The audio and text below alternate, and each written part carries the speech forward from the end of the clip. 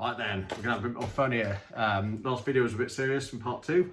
Part 3, golf bets, a bit more fun. So, hats on backwards. Let's get wacky. So, we've got some interesting bits about Sedgefield. So, Wyndham. We've got a guy who named his daughter Wyndham because this was, I believe, his first career victory in 2011. So, I did want to name my firstborn Genesis Scottish Open, but that wasn't allowed, so hey ho. But, you know, it's a lovely little name, and, you know, you think he's going to want to perform well here, isn't he? He's been in awful form, absolutely terrible. I don't think I've backed this guy in a long time, but usually he's about 18 to 1 or 20 to 1 to win this tournament because of his course history. So we're going for Webb Simpson.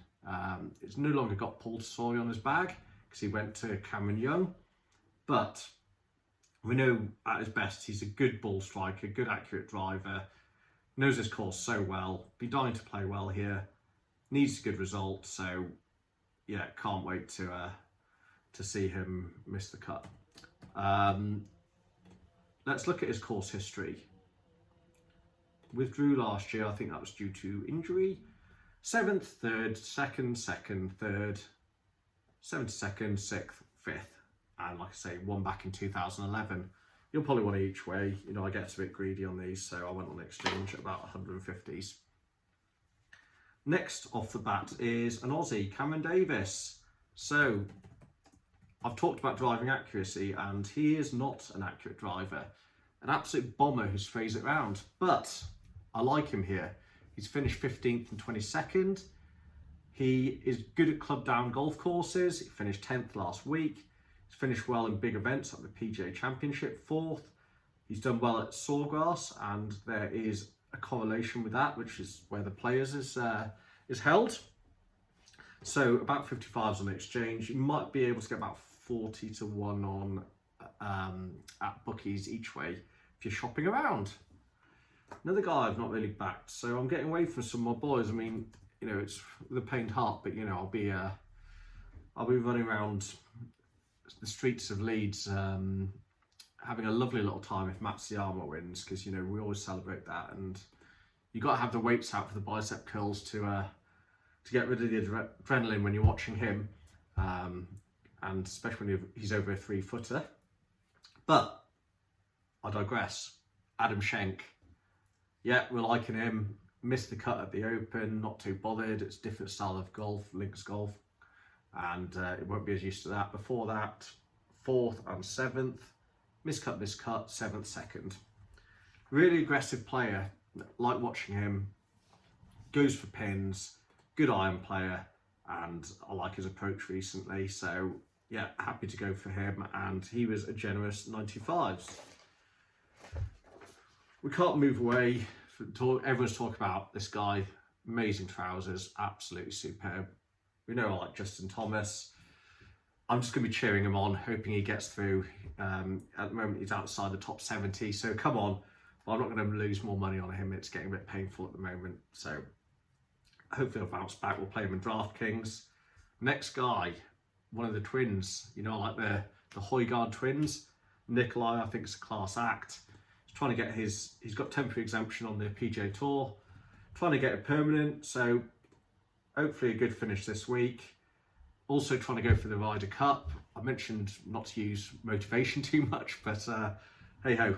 Look, I really like this guy. I think he's a class act, him and his brother. Rasmus had a few injuries, and he managed to win a few weeks ago, and he's playing mainly DP World Tour. I'd love to see him in Italy, where he's won before, and he's had some good finishes here. With 23rd at the Open, better field, and 6th at the Scottish Open. And he's been doing okay here. You know, Italian Open, like I mentioned, before Marcus Simone, he was 5th. So I really hope he gets on the team. I think he could be a great asset for the Ryder Cup, which you can tell I'm very excited for. So, come on, you're up.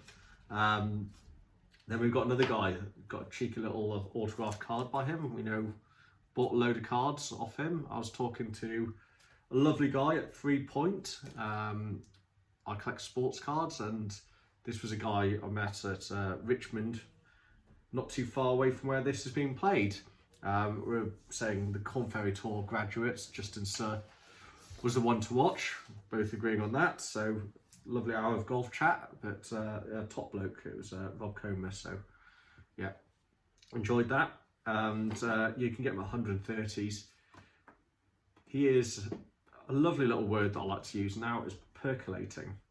And I think he's making loads of cuts. I think he's just outside that top 70, but class act, amazing putter. I mean, he's getting strokes in putting in about last 11 events.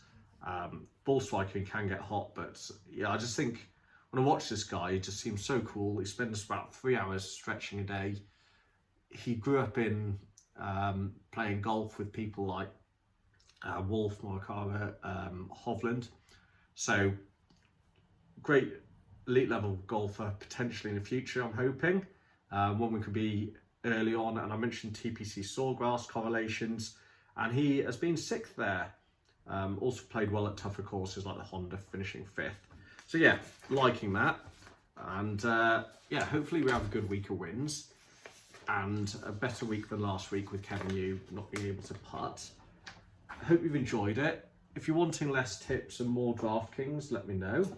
Yeah, as I say, please like and subscribe. And you know, these are a little bit of fun, but I hope you enjoy it, gents, and come away with a winner. Good few weeks coming up with the FedEx Cup playoffs, and that's where it'll get a little bit tougher, where we might only be backing one player or two a week. But yeah, let's enjoy ourselves. Hope you're all well, and I'll see you all soon. Cheers.